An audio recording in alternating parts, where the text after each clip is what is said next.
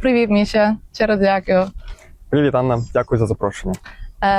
So I asked you before this interview to choose a location that means a lot to you. We are right now in Kiev, Ukraine. Maybe you can share a little bit why you chose this place. Yes, of course. I chose this location for several reasons. First, this university was originally established by merging two other educational institutions, one of which was in Kremenets and later relocated here to Kiev. Kremenets is in the Ternopil region, and I myself am originally from the Ternopil region. I feel a bit connected to this through my small homeland, where my own roots are deeply tied. Another reason is that I graduated from this university. I studied here for 4 years at the law faculty, and concurrently during the last 2 years, that is the third and fourth year, I was studying at the military department. Thus, I later received the rank of officer. After that, I enrolled in the same university for a master's degree program and completed it during the period when I was serving in the K2 battalion.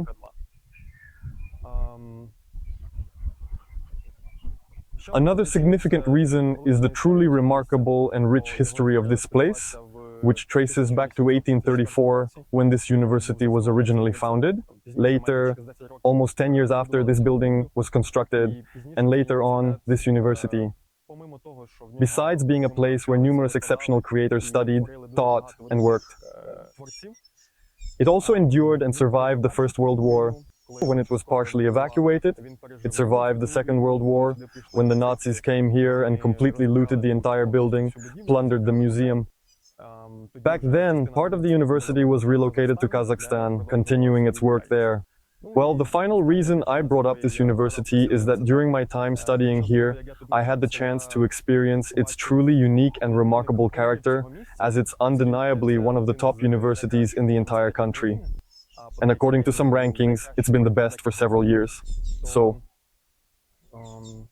that creates a unique vibe within this university among all the students, because in the morning during lectures, students arrive in very expensive cars, living either in private houses, estates just outside Kiev, or in extremely high-end apartments within the city itself, as well as students who commute here by metro from the dorms, often coming from families that are barely managing to make ends meet financially, and who had the only chance to get admitted here, which was to work tirelessly and persistently, push forward to make their dream come true against all odds. I, in a way, considered myself to be part of the second category because I understood that there was no way I could get admitted here on a paid basis since my parents didn't have the money to provide for me at that level.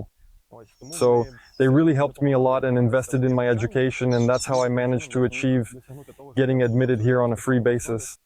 After that, I studied here, so it's truly a very powerful, iconic place for me, where unfortunately I didn't spend as much time as I wanted, because in the second year, COVID happened, and in the fourth year, war broke out. And I couldn't spend much time here in the building itself, but I studied here, and I knew quite a lot of people from this place. This place gave me the beginning of my story here in Kiev, the start of my independent personal life, which makes it incredibly significant to me. I also ask you to pick one word that holds a lot of meaning for you right now. What is that word and why? Okay, it's not just one word, but actually two. It's a line from Taras Shevchenko's poem Caucasus, and this university, by the way, is named after him. It sounds like, fight and you shall prevail. Why did I choose it? Because, in my opinion, it's now a universal message to this world, one that applies to every aspect of life, across all times, in countless diverse niches and various contexts alike, without exception. It is currently directly proportional to what is happening in our country and directly related to the activities of its citizens in general. But beyond that, you can also apply it directly in business activities as well as in your personal everyday endeavors. So for instance, if you don't feel like exercising, you've really got to push yourself to make it actually happen. You're scared to go to some new course because, I don't know, there will be new people and you're socially awkward, so you've got to push yourself and just go for it. You're concerned about not having reliable partners or securing contracts in your business, so you take action, knock on doors, and start forming new connections with potential partners. That's why I think this phrase, it's really important, especially for me. Speaking of bravery, I think when people like me, not being from Ukraine, the first word that Ukraine now is really famous for is willpower and bravery. Can you maybe describe in your own words what it for you personally it means to be brave, and how this term is here in Ukrainian life understood? Okay. If we're talking about courage, this word can actually be translated in two distinct ways, courage and bravery. If we're talking about courage, then it's confidence in your actions, confidence in the situation, whatever it might be, which by itself is uncertain. So when you have the resources, the drive, and the courage to act in a way that perhaps not everyone would be able to handle in that specific situation. And it's an opportunity, the willingness to take on responsibility. When we talk about courage, for me, it's on the edge of fearlessness, and that's somewhat intimidating, to be honest, even a little scary at times. So, however tautological it may sound, when we talk about courage, it's already on the edge of not feeling fear, and fear is something that truly matters. Feeling fear is important, especially in dangerous conditions and in situations risky for your life. That's why the bravery demonstrated by the Ukrainian people, the Ukrainian nation in their struggle, it's all about embracing responsibility, staying certain in their actions and confident about their future, being confident that the choice we made, we're not only ready to speak about it, but also fully determined to stand and defend it, and to defend it by any and all means necessary. That's what courage means to me. As you are in the military and you lead the communications of K2 unit, which is known for excellence, or is also in Ukrainian very well known. Maybe you can share a little bit through your lens what, as this is also a format which is a lot about excellence, what it means to you, and also give an example from the unit you work for, what makes them special or what makes them excellent. Okay. Okay, I can talk a lot about the unit. I joined it about 2.5 years ago, and it's been quite an interesting and eventful journey since then. I joined not because I wanted to, since by my own choice I had already decided to enlist in the military. And to my specific unit, I got assigned through the distribution process. I didn't have any chance or opportunity to choose this unit myself. When I got there, I found out that the commander of this unit, Mykhailo Perets, was already a hero of Ukraine at that time. He was a major then. He was the battalion commander, the one I joined. This is a very important story for me, one that I often share when I talk about this stage of my life. When we were on the train heading from the training center straight east, a representative of the unit informed us that it's highly unlikely you'll get to meet your commanders, as they're currently tied up with other priorities. You have different levels of responsibilities. They're constantly fighting, always, somewhere. You're unlikely to get to know them. After spending the night in the east in the morning, they informed me I was heading to meet the battalion commander. It felt really strange to me. Especially after that night when we were informed we might not see them for about half a year. And that was my first meeting with the commander, Mykhailo Perets. On the way there, I even asked the driver who was taking us, "What can you tell me about the commander? How should I communicate with him? What kind of words should I use and what's he like?" I heard that he's a very ambitious person. Very ambitious, very straightforward, truthful. And in the right moments, I would say aggressive. Aggression in war is absolutely vital. It's likely the main reason behind many combat merits, in my view. In Kirill Kirillovich Vishnya, if we're discussing excellence, then in this particular context, especially when we analyze the K2 unit more thoroughly, it becomes increasingly clear that he became known, among other things, thanks to drones and innovations. Since we were a regular mechanized battalion, we had our own area of responsibility, and it was very large. It was roughly 10 to 12 kilometers in length, and this entire stretch, well, some brigades only hold 3 or 4 kilometers, but we, just one battalion, managed to cover 10 to 12 kilometers. That's a lot. And this stretch, it held strong for such a long period of time, for two main reasons that made it possible.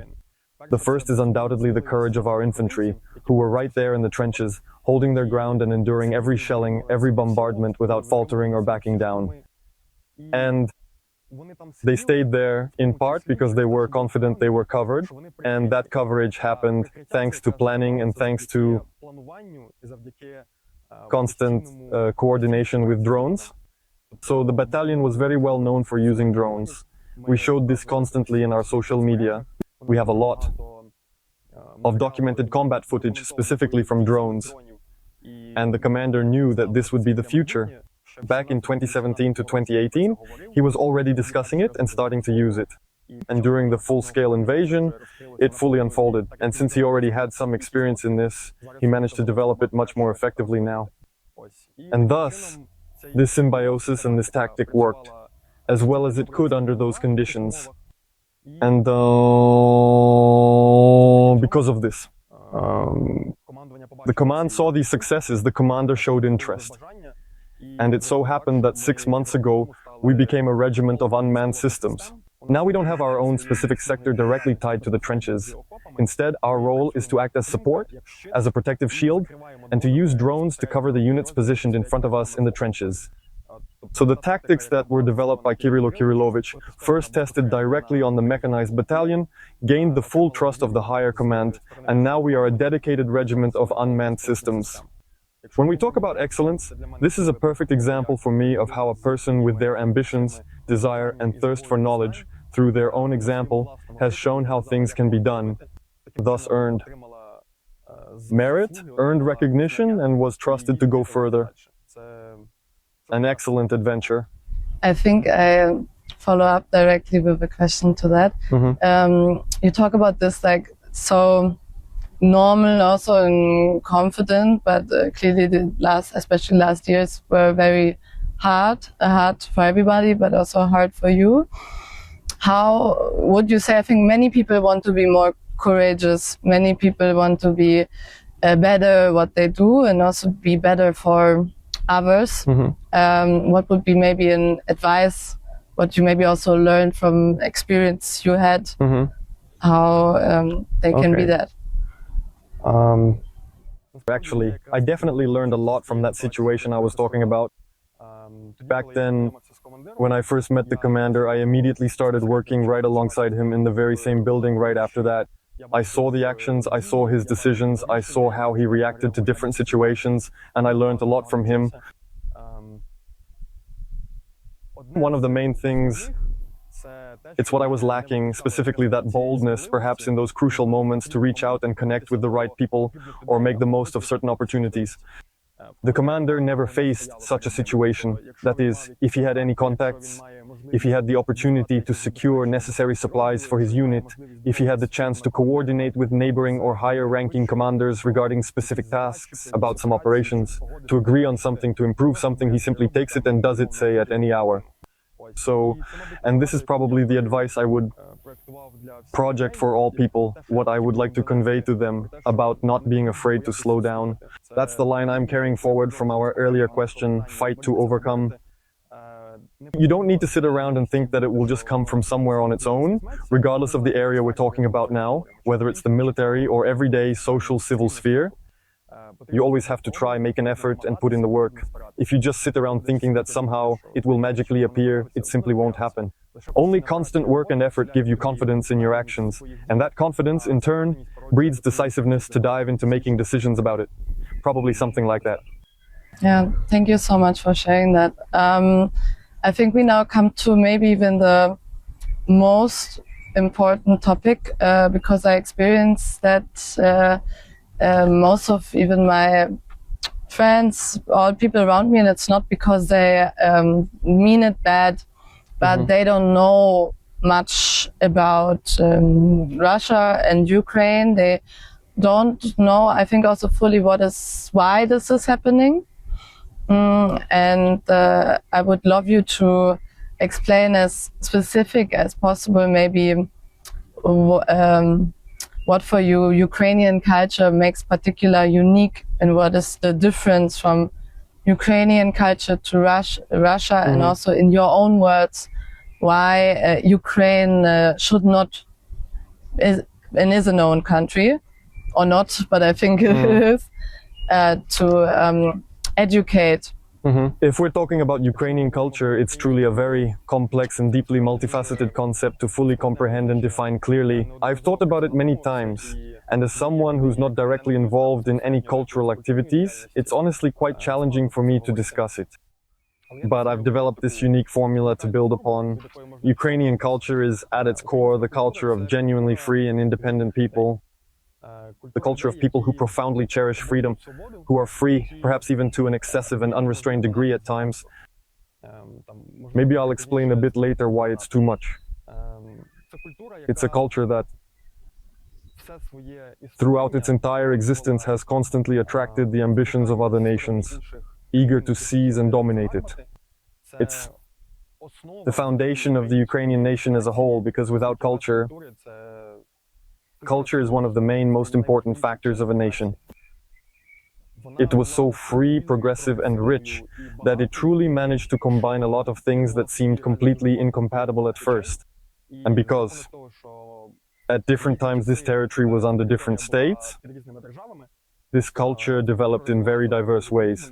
It was deeply connected to other cultures and various peoples, taking much from them while also giving a great deal back. And when we talk about Russia, Russia is directly involved in this culture in an overwhelmingly negative context.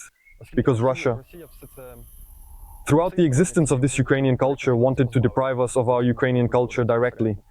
It did everything to ensure we didn't have it. That is precisely because of this.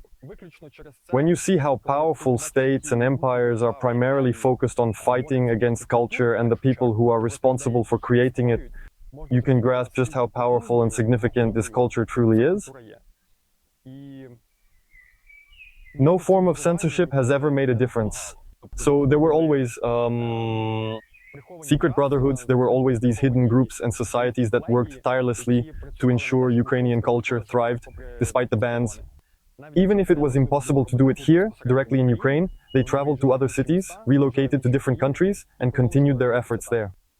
That's why I believe Ukrainian culture is fundamentally rooted in individuals who deeply cherish their freedom. The culture itself inherently embodies this, and it was shaped this way when it survived, when it lacked opportunities for growth. Yes, there were specific moments when the various empires ruling over this territory permitted the development of this culture, but those were only brief instances. And this exception only reaffirms our rule that Ukrainian culture was very intensely and systematically attempted to be destroyed. And this once again confirms its deep significance and undeniable value if we're talking about comparing Ukrainian and Russian culture. I'm not knowledgeable enough about Russian culture to even make any substantial or meaningful comments about it. What I do know is that many Ukrainian creators, whether they're writers, musicians, composers, or anyone else, were very frequently claimed by Russia and deliberately labeled as Russian, often without acknowledgement of their true origins, when in reality they were Ukrainians. That also speaks volumes. It's a clear act of appropriation. Intellectual creativity that was developed by the Ukrainian nation, its individuals, and the neighboring state attempted to take ownership of it for itself. Why did I describe Ukrainian culture perhaps as too free? Because in some cases, it seems to me it's lacking a certain level of coordination. And this is both a plus and a minus at the same time, because people feel entirely free to create it, but perhaps for certain state-building processes, it might be lacking. This is not so good, because this partial discord later grows into some internal conflicts, which don't allow us, as a Ukrainian nation, to develop as quickly as we would like. What would you say to people in Europe that would say, now, I understand and I feel with you, but what do I have to do with it? What would you tell them? What does Germany, France, Poland, what do they have to do with this conflict? In my personal opinion, Europe, first of all, took too long to decide what to do with this, and that, in my view, is its main problem. Because only now, directly in the media, are there reports that European countries are preparing for wars. Only now are there reports emerging that some financial indicators and certain budget narratives are making a sharp and significant shift towards strengthening and prioritizing the defense sector. I truly hope Europe began taking these steps discreetly in the first year and fully grasped the gravity of what was unfolding. If it's truly only starting in the third year of this full-scale war, it's deeply sad and disappointing. So Europeans live in a slightly different world, and that could end up having very serious consequences for them as well, potentially. We are truly very grateful to our European partners directly for what they are doing, because their help is really invaluable. But if we are now talking about the message we can convey to Europeans, they need to understand that this is not just a war between two countries. This is not a war between Ukraine and Russia. What was being pushed in the first year of the full-scale war, when they claimed that Ukraine is Europe's shield. It's not just words, and it's not just some cool soundbite to push it in the news. It truly aligns with what's happening right now. They're helping us for a real reason. They're helping in part because there are certain obligations, but on the other hand, I'm sure they already clearly understand, at the very least, the upper echelons, at the very least the state authorities, that it's more advantageous to invest and assist us than investing in their own army, and then into their families of the fallen, into the reconstruction of their homes, and an incredible amount of European culture that will also have to be restored if Russia reaches there. As cynical as it may sound, I'll quote my commander now: war is about numbers, and without the numbers, without proper budgeting, without a direct investment in a business-like approach, it's extremely challenging here. Here now, indeed, the majority of units, including the commanders, are not simply the same as those units that were directly involved in the Second World War or even in the First World War. These are not just units carrying out specific tasks. These are major business corporations and brands that are actively engaging in the media landscape, fighting for recognition and fiercely competing against one another. Unfortunately, for the support of the donor society, they actively develop their media brands to ensure they can later serve their purposes, enabling people, including those from Europe, to invest and contribute to their growth. Could invest transparently and feel confident about whom they are investing in. This is only possible when the units are well known. That's why modern warfare is drastically different from what it was before, and as a result, everyone must adapt their approach to meet these changes. If Ukraine feels this impact directly, Europe, being at a certain distance, might not experience it with the same level of intensity. But I'm glad that what's happening now is actually taking place, that defense budgets are growing, which means Europe is slowly but surely beginning to wake up. And it understands that if we don't hold our ground, they'll inevitably be next in line. It's no longer viewed as just a war between two countries, Ukraine and Russia. They're already being seen as the full-fledged beginning of some other major global conflict. Possibly. We'll do our best to make sure it's not. I think, luckily, not myself, nearly besides all the Ukrainian friends I have, never experienced war. We did not prepare this question, but I think it's very important that you maybe explain a little bit how it's like how would you describe war to somebody who doesn't know it? It's not interesting because everyone experiences it in their own unique way. And each person feels this war, its beginning, in a deeply personal manner. For me, it's described perhaps as a synonym for uncertainty and the total absence of any sense of security. On the first day of the war, I was in Kyiv, staying in the dormitory of this very university where I lived at that time with my friends, who were fellow students just like myself. And the evening before that, we were called to the dormitory's assembly hall, where they instructed us to prepare emergency bags with essentials, like water, food, documents, and money, and to always keep them ready, just in case of emergencies. So on the evening of February 23rd, we were gathered, and everyone already understood what was about to happen. I listened carefully, packed that emergency bag, and prepared a detailed plan of action in case it happened.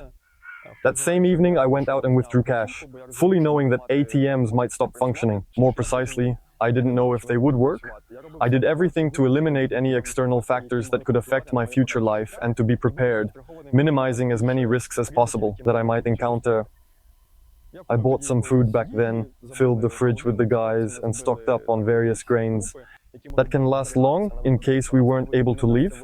And at that time, I made my income primarily by editing videos, since I worked as a videographer, and my main professional tool was a computer.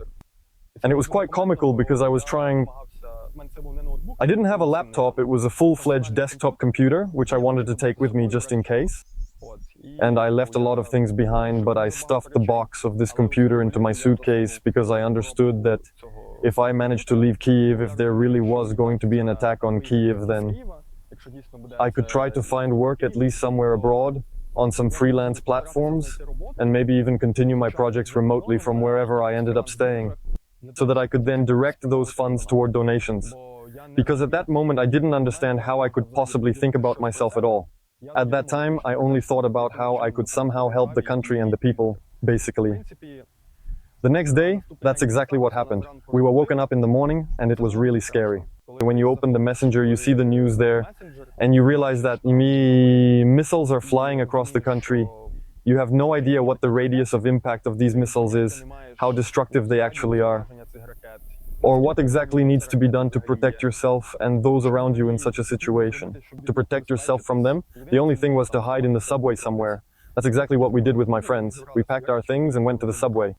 And in the morning, when we were woken up, I grabbed one of the last train tickets. After that, we sat in the subway for a long time. And when I returned to pick up some things from the dormitory and was about to head to the train station, that's when the intense fighting was already happening at Hostomel airport.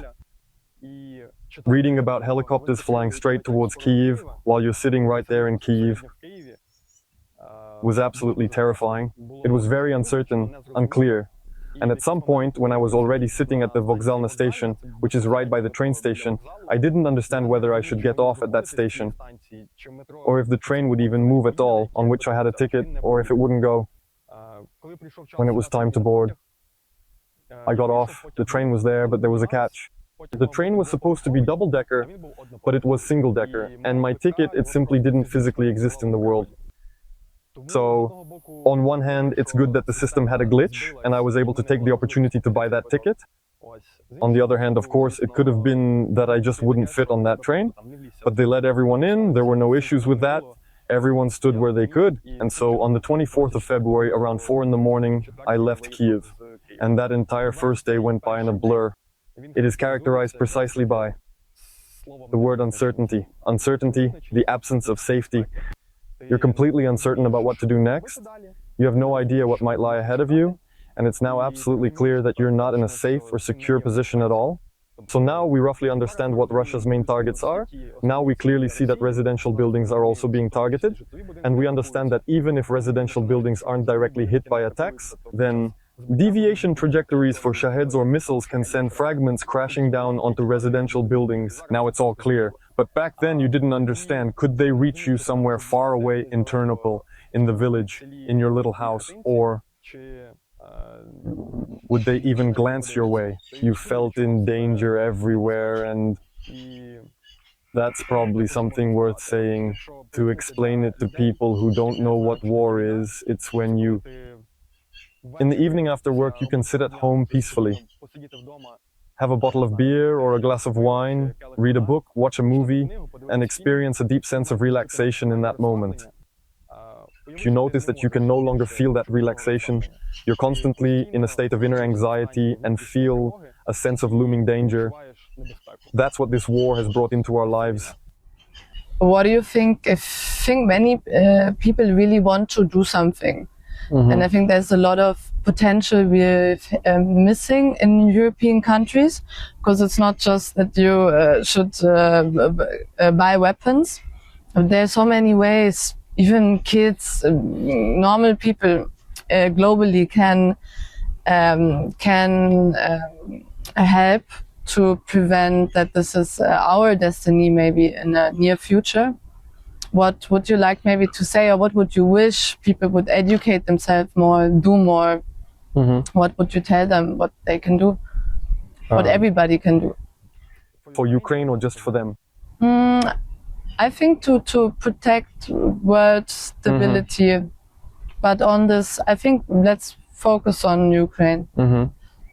As I mentioned earlier, it seems to me that investing in a foreign country and its security is significantly more advantageous for Europe than the necessity to invest in its own security later on.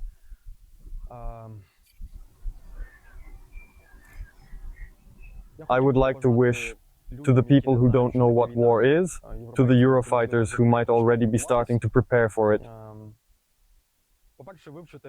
First of all, to study our situation, to dive into it as much as possible, study the history of Ukraine, learn what it stands for, what it is fighting for.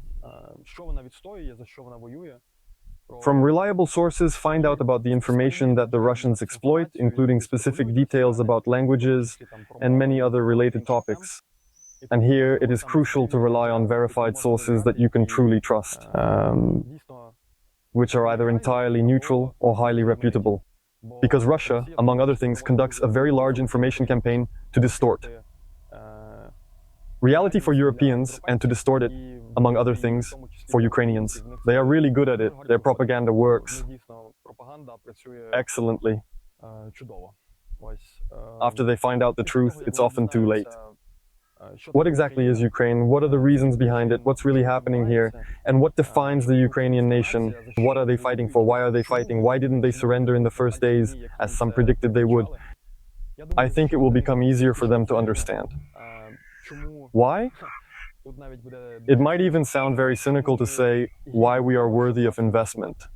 Because we really, like in any business project, somehow, I don't know, an investor, an angel, they want to invest funds that won't just disappear later, but will bring some kind of result. Ukraine demonstrates, in my opinion, in this asymmetric war, an extraordinary level of creativity and bravery, which clearly indicates that these investments will be directed to the right places and will bring significant returns many times over. Our unit constantly keeps statistics of lost material assets, that is, drones, vehicles, everything related to it, and training, absolutely everything. And the commander is always enthusiastic about reviewing the statistics, especially when we see how many dollars the Russians lost for every single dollar we spent on our operations. And it's several times more. If we talk about our unit, it's not even the most effective among drone regiments at the moment, because there are significantly more efficient units operating out there. Our unit alone demonstrates an enormous result and makes a truly significant and impactful contribution. So it seems to me that if we see Ukraine as a space for investment, and here we definitely should first and foremost talk about Miltech, because without Miltech right now, it might not even make sense to invest in any other sectors. But I completely agree with you that there are opportunities for investment in all other sectors in Ukraine, but at the same time, I fully understand investors who are hesitant to do so due to certain security concerns. Since, as I mentioned earlier, you have to be confident in your investments and sure that these invested funds will either bring some result or at the very least help someone. So there's definitely a lot of people to help in Ukraine. This includes many civilians as well as many displaced people, especially a lot of veterans who are returning from military service with injuries, with certain psychological disorders. Assisting them in establishing these spaces for rehabilitation, whether physical or mental, is absolutely essential. To help civilians find their places to live here, some modular houses or similar solutions. Also, to help animals settle in, because many pets were relocated by internally displaced people from their homes, who currently don't have proper shelter. So, there are truly numerous areas where we can invest. And these investments will prove their worth and significantly contribute to the future operations and overall development of the entire nation. What you just said, I think some people have a problem with that. They say, because I don't see it as that we support Ukraine. I think people would be shocked if they would see here what level of innovation you have in education, even because you need to be innovative how kids go to school. So I think, even more advanced than we're in Germany with education system. And can you maybe talk from a perspective of what you saw, how the war with all its very terrible sides made your country also gave an innovation a push, and why investors should not just to support Ukraine, but also in terms of being amazing global businesses, should invest into Ukrainian founders? Okay. I partially addressed this question, likely in my previous response, but I want to start by emphasizing that Ukraine has been engaged in what I truly appreciate referring to as an asymmetric war for 3.5 years now, because it very accurately describes the situation that is currently unfolding directly on the front lines. Just imagine how many thousands of drones, how many thousands of missiles were launched at Ukraine, and there were no major or significant direct losses that actually resulted from these attacks. It's constant raids, relentless missile strikes that keep causing ongoing, persistent, and steady damage.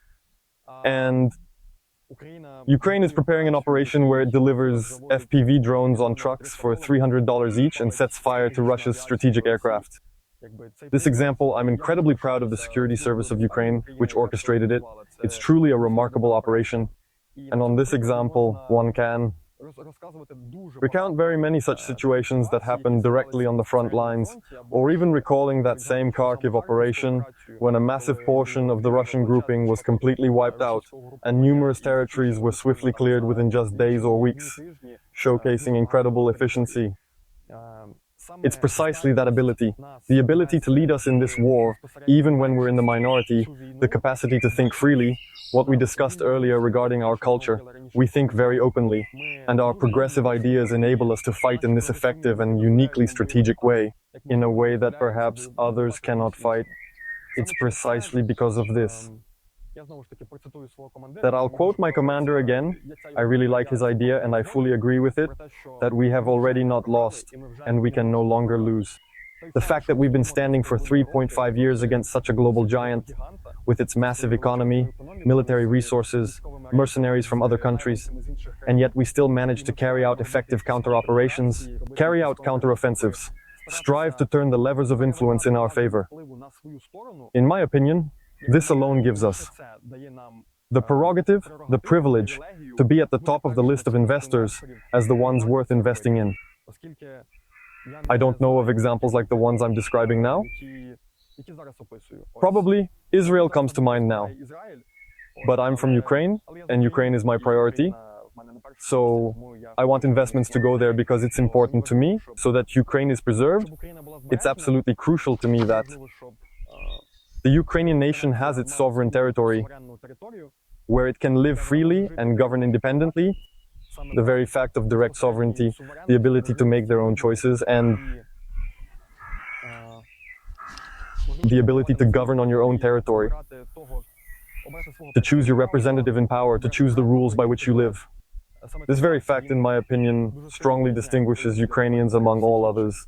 And we know what we are fighting for, we know what we truly want, and as the past 3.5 years have clearly shown, we are doing everything necessary to achieve it.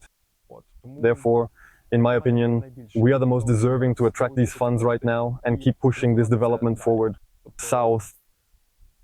In the beginning, generally, I know about cases where some drones from foreign manufacturers, which we purchased, not directly by our unit, but by the defense forces overall, they couldn't be used here.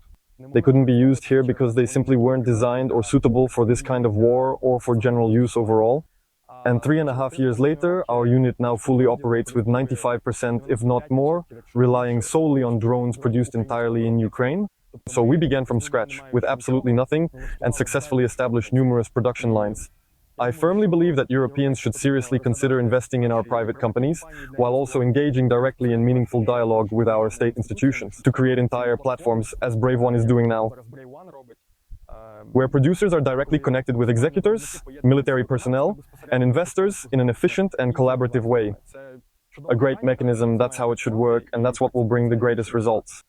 More funding will allow us to engage more production and higher quality components, so that in the future, we can more effectively strike targets on the battlefield, and even hit targets on Russian territory, so that we can preemptively deprive them of the ability to attack us later.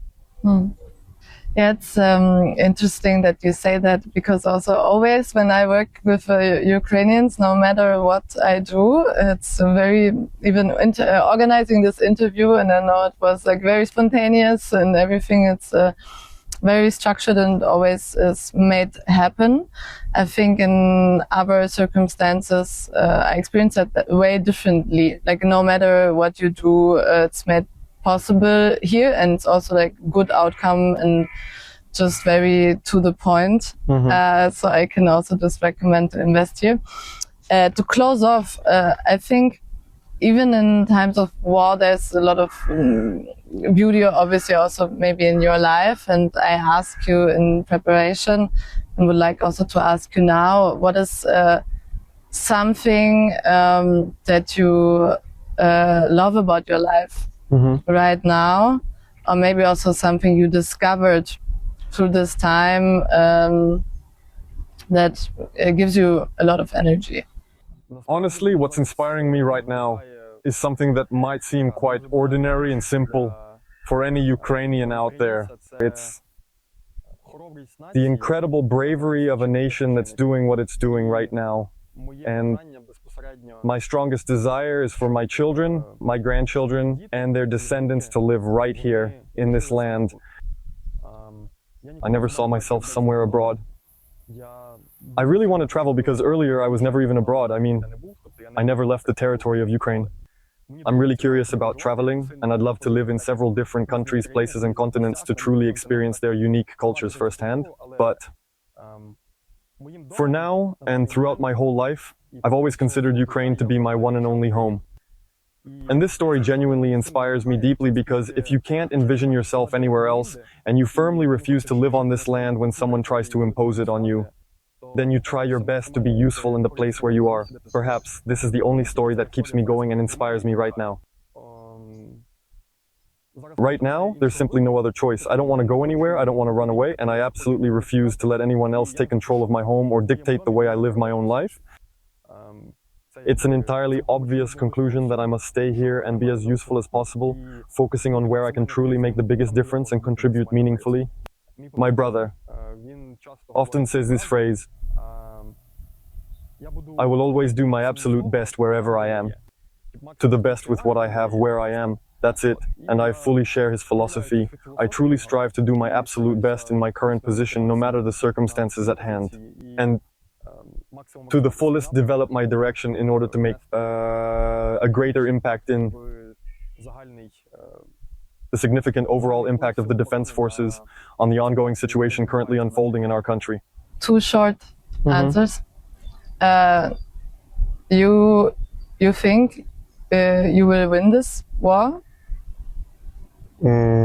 Just short answer, or yeah, you can shortly explain why, obviously. But short first, yes, no. We already win it. We do all we can do for this. Okay.